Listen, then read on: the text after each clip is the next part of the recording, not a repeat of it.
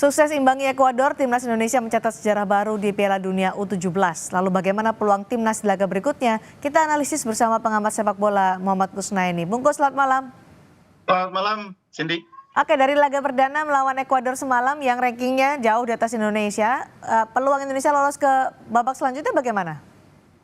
Iya, saya pikir modal penting ya dalam sebuah event seperti Piala Dunia itu harus mengawali turnamen dengan Ya. start yang bagus ya. Jangan mengawali start dengan hasil yang membuat mereka down.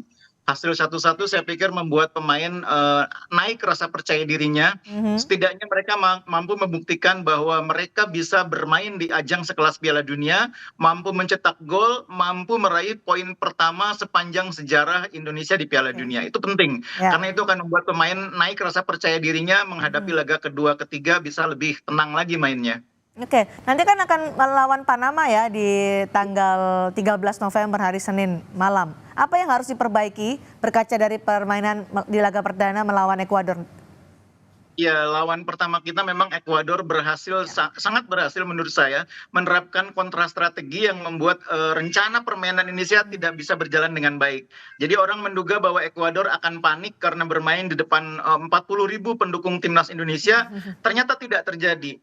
Ekuador justru di babak pertama, menit-menit awal langsung menekan, langsung memberikan Ya. pressing sehingga justru Indonesia yang tertekan di awal permainan. Jadi dengan cara itulah mereka keluar dari rasa gugup di pertandingan perdana. Dan itu yang membuat kita kemudian strateginya menjadi agak sulit. Karena strategi Hmm. kita mulanya justru kita berusaha menekan di awal. Tapi justru tekanannya berbalik ke kita. Nah itu Oke. yang pertama, kita harus menyiapkan strategi yang lebih baik di laga kedua nanti menghadapi Panama. Karena Ekuador dan Panama itu karakter mainnya beda. Yang kedua sebetulnya yang paling menonjol kelemahan kita adalah fisik ya. Nah. Pemain kita menurut saya tidak sanggup bermain 90 menit. Sebagian besar pemain dengan intensitas permainan yang tinggi seperti ketika melawan Ekuador, pemain kita ini hanya mampu bermain sekitar 60-65 menit. Nah ini PR besar. Membenahi fisik dalam waktu 2 hari rasanya agak mustahil. Karena itu yang penting memperbaikinya Ya. adalah dengan strategi bermain yang lebih tepat. Yang kedua strategi pergantian pemain yang juga lebih tepat. Oke, analis Anda juga soal pemain naturalisasi kita, kontribusi mereka untuk timnas bagaimana? Ya, kemarin kita sudah melihat bagaimana permainan Welber ya. Welber ini sangat baik, mainnya sangat tenang. Bahkan ketika kita punya masalah di posisi back kiri yang gampang ditembus, Welber bisa bermain lebih baik di posisi itu. Meskipun dia aslinya seorang bek kanan. Nah, kemudian Oke. kita juga melihat bagaimana Jidabin meskipun dia bukan naturalisasi ya. Kalau Jidabin tuh lahirnya aja di sini, di Nah. Indonesia. Tapi Jidabin ini kan punya ayah orang Korea. Dan Ya. Jidabin juga bermain cukup baik di lapangan tengah. Nah, kita ingin melihat di laga ketiga nanti peran dari Amar ya, Amar Berkic, pemain yang kemarin kita rekrut dari klub Hoffenheim di Jerman, Mhm. yang menurut saya sebetulnya kemarin juga layak dicoba di babak kedua ketika pemain banyak yang sudah menurun, tapi kita tidak tahu bagaimana kondisi dia terakhir sehingga kemarin tidak sempat dimainkan. Oke. Nah, statistik dari FIFA menyatakan bahwa kita lebih banyak menyerang melalui sayap. Apakah itu kekuatan kita atau menambal sebenarnya kelemahan di tengah? Dan bagaimana analis Anda soal lini belakang kita, timnas Indonesia? Iya, ketika tim kita di tengah kalah, mau tidak mau kita harus mencari cara untuk membongkar pertahanan lawan. Oke. Dan kita punya pemain-pemain cepat di sayap ya. Kita punya Afrizal di kiri yang sangat cepat, sangat gesit. Di kanan sebetulnya Jehan juga biasanya main bagus, cuma kemarin agak kurang ya, agak sedikit kurang berkembang permainannya. Nah, ketika kita buntu di tengah mau tidak mau kita harus maksimalkan sayap. Apalagi kita sayap kiri Mhm. dan sayap kanan juga ditopang oleh bek kiri bek kanan yang juga agresif.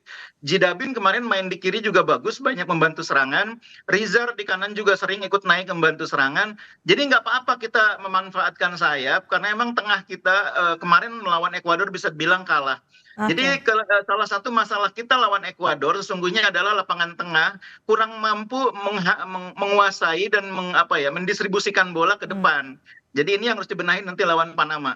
Oke, Indonesia ada di grup A, ada Maroko, ada Ekuador, ada Panama.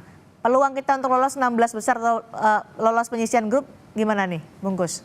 Jadi kalau di situasi seperti ini ada 4 tim terbaik dari peringkat ketiga yang lolos, itu minimal poin yang harus kita kejar itu 3. Itu zona amannya di 3. Jadi Hmm. kita baru punya 1 poin. Ya. Menurut saya lawan Maroko nanti di laga ketiga akan menjadi pertandingan yang sangat sulit. Karena Maroko sudah memperlihatkan kualitas permainannya kemarin lawan Panama ya. Ya. Jadi kalau mau aman, menurut saya kita harus mengalahkan Panama.